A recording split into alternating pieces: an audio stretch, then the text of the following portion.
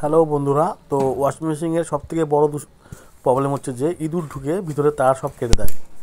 তো এটা প্রত্যেকটা ঘরে একই অবস্থা। তো আমরা দেখুন খুলে নিলাম, এটা হচ্ছে আমাদের মোটর, এটা হচ্ছে মোটরের বেল্ট।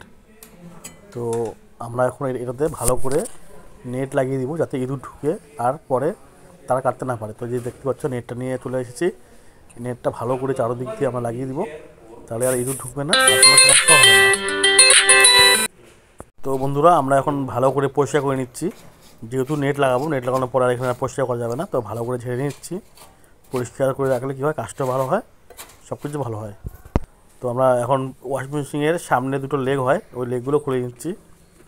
লেগগুলো খুলের কারণ হচ্ছে যে যখন নেটটা লাগাবো, লেগগুলোর উপর দিয়ে নেটটা লাগিয়ে দিলে তাহলে নেটটা ভালো করে আটকে থাকবে। এখানে দুটো লেগ থাকে সামনে, একটা দুটা। চলো বন্ধুরা, আমরা এখন নেটটা লাগাই। দেখতেই পাচ্ছ আমরা সাইড দিয়ে এক সাইডে নেট লাগানো শুরু করে দিয়েছি, যে স্ক্রুগুলো ভালো করে দিচ্ছি যাতে ইঁদুর পরে নেটটি না ঢুকতে পারে।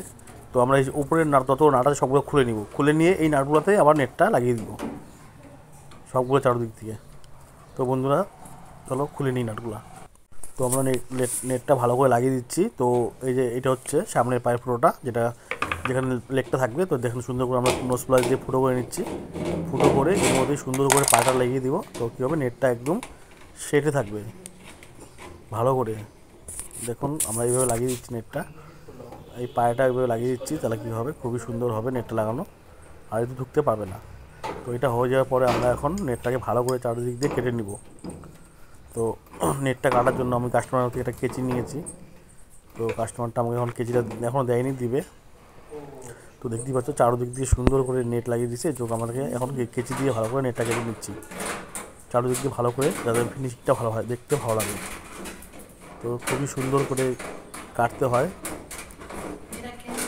ভালো করে কাটছি নেটটা যাতে ইঁদুর ঢুকতে না পারে। একটু গ্যাপ থাকলে সেদিক দিয়ে কিন্তু ইঁদুর ঢুকে চলে যায়। তো আমাদের নেটটা কাটা হয়ে গেছে। তো বন্ধুরা দেখো এখন চারদিক থেকে কেমন লাগছে দেখতে। তো এখন এই কাজটা যে হয়ে গেল, এখানে আর কোনো দিনও ইঁদুর ঢুকতে পারবে না, আর নেক্সটে কোনো ওয়াশিং মেশিনে তারও কাটা যাবে না।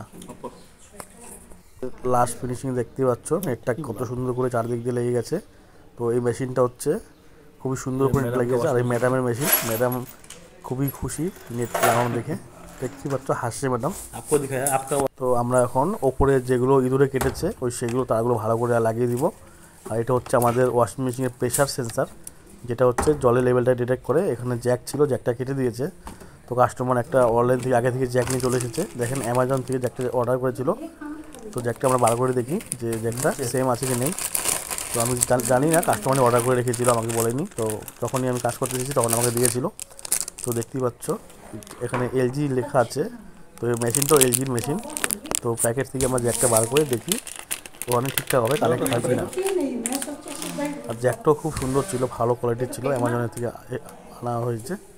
তো এখানে ভালো করে দেখতে পেলাম যে না, জ্যাকটাও একদম অরিজিনাল আছে, যে এখানে ঠিকঠাকভাবে লেগে যাবে। দেখতে পাচ্ছ বন্ধুরা।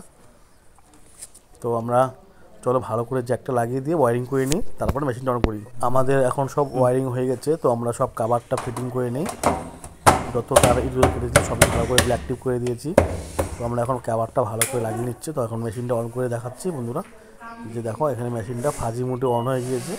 আমরা স্টার্ট করলে ভিতরে পালসারটা ঘুরতে শুরু করবে, দেখতে পাচ্ছ পালসারটা ঘুরছে। তো আমাদের মেশিনটা সুস্থভাবে ঠিক হয়ে গিয়েছে বন্ধুরা। তো এখানে কোনো মেশিনের তেমন প্রবলেম ছিল না, জাস্ট ইঁদুরে ঢুকে তারা কেটে দিয়েছিল। তো এটা হচ্ছে আমাদের ইনের ভেল্ট, যার সাথে এখানে জল ঢুকবে। তো বন্ধুরা ভালো থাকবেন, নেক্সট ভিডিওটা আবার দেখা হবে, ধন্যবাদ।